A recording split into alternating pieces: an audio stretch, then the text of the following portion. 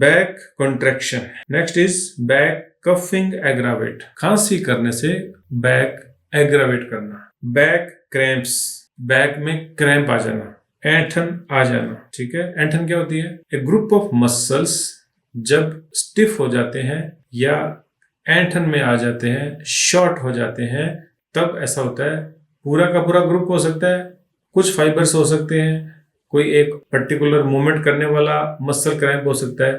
तो ये हो गया क्रैम्प हो जाना मसल का। क्रैम्प्स राइजिंग फ्रॉम सिटिंग, बैठ के उठने के समय। वॉकिंग एग्रावेट, चलते टाइम क्रैम्प का होना। Back crawling, back crawling, crawling होता है घुटने के बल चलना, और क्राउलिंग होता है किसी कीड़े मकोड़े का जिसके ज्यादा सारे पैर होते हैं ना, कीड़े मकोड़े तो ना, उनके कई सारे पैर चलते हैं, इसको क्राउलिंग कहते हैं। तो बैक पे चाहे तो क्रॉल, चींटी नहीं है, थोड़ा बड़ा हो जाएगा। जब बैक पे यूं क्रॉलिंग फीलिंग हो रही है तब भी ये लगेगा। और क्रॉलिंग पेशेंट कर रहा है बिकॉज ऑफ बैक, बैक में इतनी ज्यादा प्रॉब्लम है कि उससे चला नहीं जा रहा, क्रॉल करना पड़ रहा है, तब भी यही लगेगा क्योंकि सिर्फ क्रॉलिंग लिखा हुआ है। क्रॉलिंग कोल्ड, अब क्रॉलिंग कोल्ड क्या हुआ ये मैं नहीं समझ पाया। बैक सिस्ट ऑन, सिस्ट किसको कहते हैं? कभी भी कोई एक फ्लूइड जैसी चीज कलेक्ट हो जाए कोई एक सैक में, जो कि बॉडी का पार्ट हो, ठीक है, उसको सिस्ट कहते हैं। ओवरी सिस्ट, ओवरी एक ऑर्गन है, उसमें कुछ इकट्ठा हो गया, ठीक है, ये हो गई सिस्ट। कहीं भी कुछ गांठ हो जाती है जिसमें फ्लूइड इकट्ठा हो गया तो सॉफ्ट गांठों को सिस्ट कह देते हैं, मोटा मोटी ये हो गया। अगर वो हार्ड है तो वो सिस्ट नहीं कहलाएगी, फ्लूइड होना चाहिए उसमें। Cyst on back, draft of air aggravate, हवा का झोंका तकलीफ को बढ़ाता है। ड्राइंग, खींचना, ये दोनों हाथ करीब आ गए, ये ड्रॉ हो गए, ड्रॉ टुगेदर हो गया, दोनों हाथ एक दूसरे की तरफ खिंच गए, और दोनों हाथ एक दूसरे दूर खींचे जा रहे हैं, दोनों ड्राइंग है। खींचना, ये भी खींचना है, ये भी खींचना है, तो बैक ड्राइंग। तो बैक मोस्टली अकड़ती है, खिंचती है। ड्रिंकिंग एग्रावेट, पीने से एग्रावेट, बैक पीने से एग्रावेट। क्या पीने से? मोस्टली दारू के लिए यूज किया जाता है ना वर्ड ये, ड्रिंकिंग। ईटिंग एग्रावेट, खाने से तकलीफ का बढ़ना। Eating ameliorate, eating ameliorate. Emaciated, back emaciated, सिर्फ कमर का वॉल्यूम में छोटा हो जाना, पतली हो जाना, कमर सूख जाना, ठीक है, इसको एमिसिएशन कहते हैं। एक बार जब कोई ऑर्गन अपना साइज अटेन कर लेता है, फिर से उसका छोटा हो गया ऐसा अपीयर होना इज नोन एज एमिसिएशन। इरेक्टेशन एम्लुरेट, बैक में डकार आने से आराम फील होना। एवरीथिंग इफेक्ट्स और एग्रावेट, बैक में कुछ भी इफेक्ट करता है, एग्रावेट करता है। अब कुछ क्या जी, सर्दी हो गई तब भी कमर दर्द, चल लिया तब भी कमर दर्द, वायरल हो गया, बुखार हो गया तब भी कमर दर्द, वजन उठा लिया तब भी कमर दर्द, डांस कर लिया, कुछ मूवमेंट फास्ट फास्ट कर ली तब भी कमर दर्द। ये हो जाएगा एवरीथिंग इफेक्ट और एग्रावेट, ठीक है। बहुत देर बैठा रह गया, कमर दर्द, बहुत देर लेटा रह गया, कमर दर्द, सफर कर लिया, कमर दर्द, कुछ भी हो जाए कमर दर्द, ये रूब्रिक यूज होगा, अच्छा रूब्रिक है। एवरीथिंग इफेक्ट्स और aggravate. Back flatus, felt in, flatus gas, अपान वायु, उसको पेट में फील करना चाहिए, वो बैक में फील कर रहा है। Passing ameliorate, flatus passing ameliorate, back के इश्यूज फ्लैटस पास होने से रिलीफ मिलना is flatus passing ameliorate. Back heaviness, भारीपन, कमर में भारीपन है। देखो, भारीपन में जकड़न में फर्क है। आम बोलचाल की भाषा में दोनों को एक दूसरे का सिनोनिम यूज किया जाता है। ध्यान देना है, पेशेंट से क्रॉस क्वेश्चन कर रहा है, डू यू फील लोड और वेट देयर और यू आर फीलिंग स्टिफनेस। तो stiffness is stiffness, heaviness is heaviness, दोनों को इंटरचेंज नहीं करना।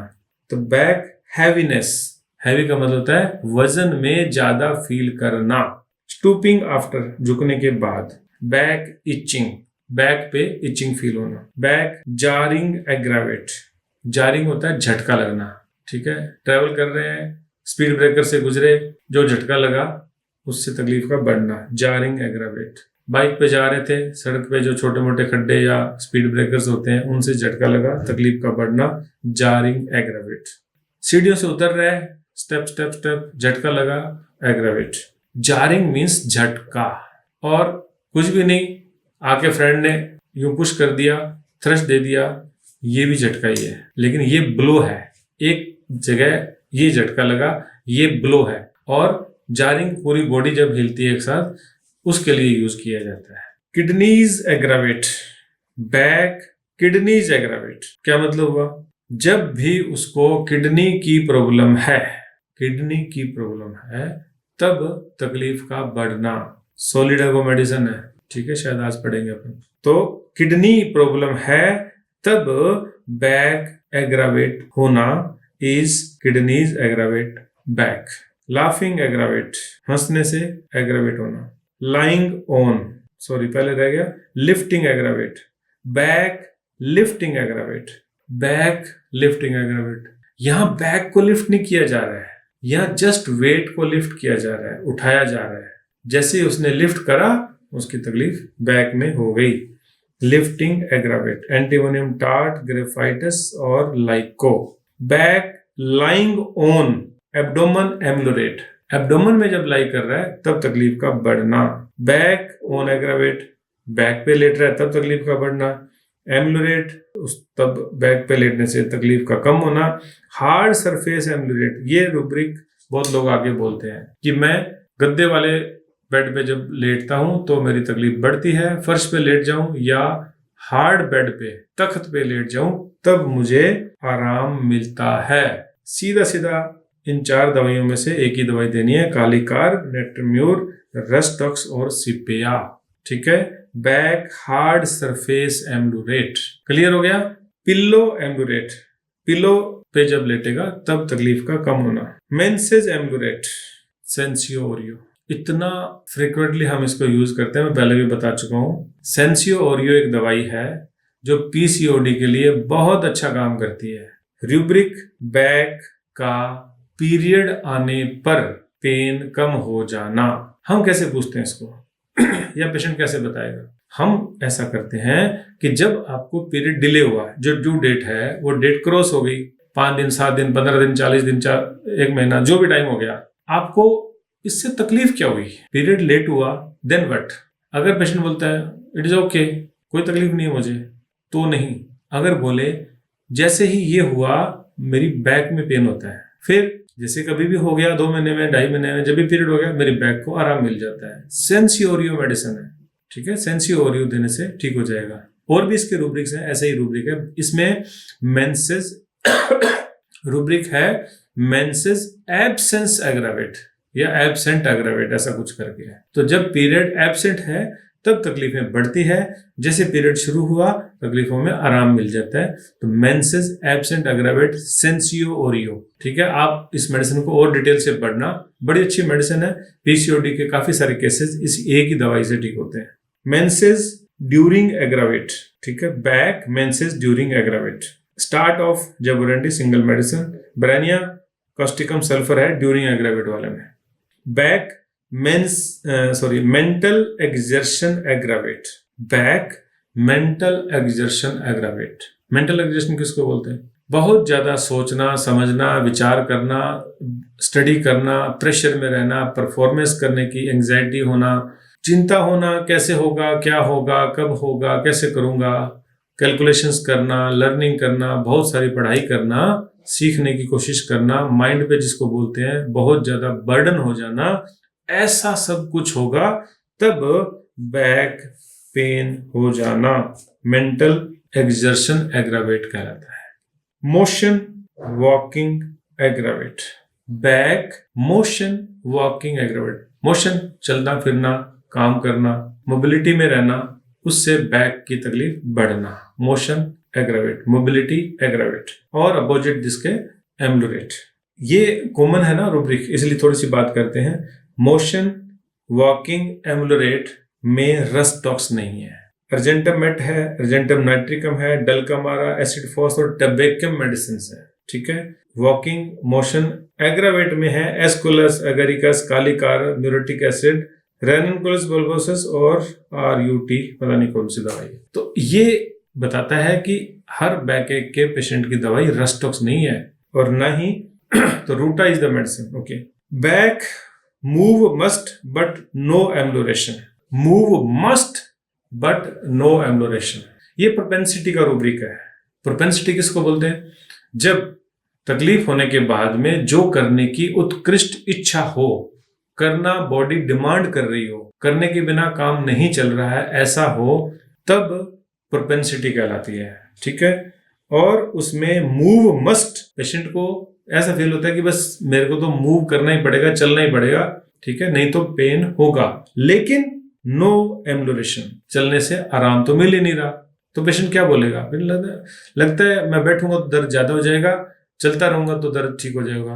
क्या सच में ठीक हो रहा है? ठीक हो रहा है तो ऊपर वाला रूब्रिक, नहीं ठीक हो रहा तो ये वाला रूब्रिक यूज किया जाएगा। बैक मसल एट्रोफी आ गया ऊपर, एमिसेशन। पैरालाइज्ड, बैक के मसल्स पैरालाइज्ड हैं तो सिर्फ बैक के मसल पैरालाइज्ड है और कहीं पैरालिसिस नहीं है। क्यूप्रम, जेलसिमियम, लीडम, तीनों नर्व की दवाइयां। Night aggravate, back night aggravate. यहां नाइट का मतलब ओनली नाइट है, नाइट का मतलब लेटना नहीं है। जैसे ही रात शुरू हुई, रात शुरू होने का मतलब है सनसेट हुआ और पेशेंट को बैक में इश्यूज शुरू हो गए। Abrotanum is the medicine. Back numbness, back पे नंब फील होना, सुन्नपन फील होना। बैक प्रिकिंग, चुभने जैसा फील होना। Back nursing while aggravate, nursing while aggravate. Nursing while किसको कहते हैं? नर्सिंग व्हाइल कहते हैं बेबी को फीड देना। नर्सिंग व्हाइल का मतलब है बेबी को फीड देने के समय बैक के इश्यूज का बढ़ना। कैमोमिला, क्रोटेटिंग, पल्सडेला और sulphur. Back pain, palpitation with, बता दिया था पल्पिटेशन, बैक पेन पल्पिटेशन के साथ। Back pain spreads like a fan upwards, पंखे की तरह ऊपर की तरफ पेन का स्प्रेड होना। Back pain takes the breath, back pain takes the breath, सांस ले जाना, यानी कि सांस अब बिना पेन के नहीं लिया जा रहा हो, ऐसी फीलिंग होना। Back plug, lump, nail etcetera sensation. Plug क्या होता है? एक होल को पूरा पैक कर देना इज प्लग। लंप मीन्स कोई एक गांठ जैसा, नेल कील जैसा, ऐसी सेंसेशन बैक पे पेशेंट को फील होना। Plug, lump, nail etcetera. Back pressure aggravate, back पे प्रेशर आया, तकलीफ का बढ़ना।